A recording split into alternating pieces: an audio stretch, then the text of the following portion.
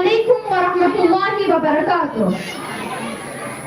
I'm Shmaila Hussaini, a student of Iqra International School, Ganyama, studying Arabic. Today, I'm assigned here to talk about the most beautiful, the most elegant topic, that is the Quran, the real book.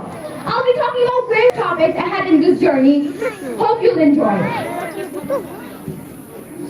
First, let us see how Quran is a revealed book under Quran circumstances and under science circumstances. First, let us see how Quran proves that Quran is a revealed book. In Surah Al-Qadr, Surah number 97, ayah number 1 to 5, Allah subhanahu wa ta'ala is reported to have said, indeed, we sent it, the Quran, down during the night of decree.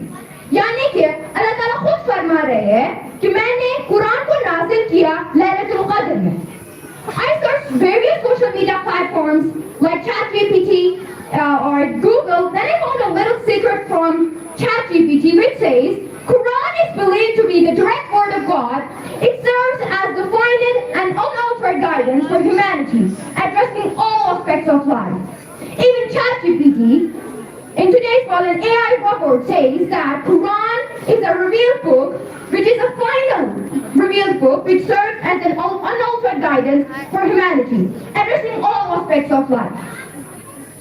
Now, let's talk about the components of the Quran. There are mainly 4 components of the Quran. Talking about the first component, it's surahs. The Quran comprises 114 surahs, each possessing a distinct name and a thematic focus that reflects various aspects of faith and life.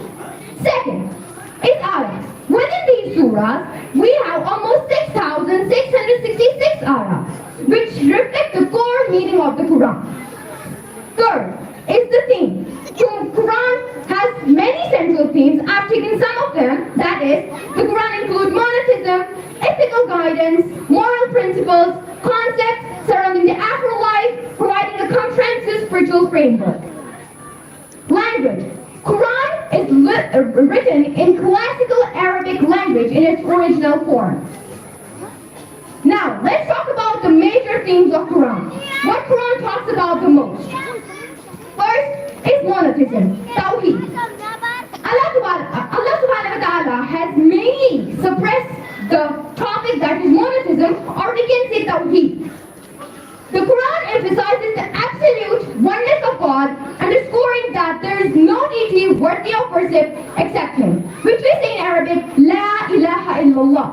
Second is the prophethood. The Quran recognizes the lineage of prophets, affirming Prophet Muhammad sallallahu alaihi wasallam as the final prophet and the completion of divine guidance.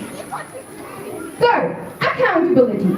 It stresses the significance of moral responsibility, highlighting the day of judgment where individuals will be held accountable for their actions. Fourth, that is guidance for life. The Quran offers comprehensive guidance on personal conduct, family dynamics, and community relationships, promoting a harmonious society. Which I talked about in the second slide, that it helps us, it guides us in every form of life. Fifth, social justice. It advocates for the rights of the disadvantaged, including the poor and orphans, emphasizing the need for compassion and equity in society. That was all about the major themes in the Quran. Now, it's the role of the Quran in the lives of Muslims. First, it's recitation and memorization. Recitation and memorization in field 1. Every man, every woman in this world talks about or wants to memorize the whole Quran to get the title of Hafiz or Hafiza. That is the first and main role of Quran in our lives. That we all need that role, that title of Hafiza or Hafiz. Second, we recite the Quran in prayers, in Salah. When we start our Salah with the key, and then after we recite Surah Al-Fatiha, which is from the Quran. Then after, we recite any other surah from the Quran, which is also the main role of the Quran in our lives. And third is the guidance, which I talk about most, that Quran helps us in every part of our life. We can say the Quran serves as a moral compass, offering guidance on ethical behavior and decisions, thereby shaping the believer's daily life and interactions. Fourth, community. The Quran fosters unity among Muslims, promoting a sense of belonging through that strength come on. That strength come on. Understanding tafsir. What is tafsir? Defining tafsir. Tafsir is the science dedicated to interrupting the Quran, allocating it in the meanings of implications of its verses. What is tafsir? When we talk about tafsir is a science which is dedicated to the Quran. When we start reading the Quran, we start reading from their perspective. But tafsir is when we open the core meaning which is written in the Quran, in the verses, that is what we call tafsir. Second is school of thought. Various scholars of various school of thought exist within tafsir, each offering unique theological, historical, and linguistic interruptions. Third, contextual understanding. The context of revelation, as Babel Nuzul, is vital for interrupting verses accurately as it provides background and reason for their emergence. When we start reading Quran by verse, we try to learn them. But you don't know why every verse is revealed. So, here I use the term Asbab al-Nuzul. Why? Because Asbab al-Nuzul is a term which is related when we talk about the verses. Why are words revealed? In what time? And for what person? And for what purpose? Fourth is modern interruptions. Contemporary scholars analyze the Quran's revelations today, addressing more modern issues such as ethics, social justice, and human rights. Now, let's talk about the most important topic, that is the Quran and science, like what is between the Quran and science, which we use in today. So, the first thing is encouragement of knowledge. The Quran encourages believers to seek knowledge and understand the natural world, emphasizing the importance of education and inquiry. Second, integration of faith and reason. Scholars argue that the teachings of the Quran complement scientific findings, fostering a dialogue between faith and rational thought. Third, scientific miracles. Certain verses in the Quran are interpreted as foretelling modern scientific discoveries, leading to discussions about the intersection of faith and science. Let's talk about various examples how Quran and science are mingled.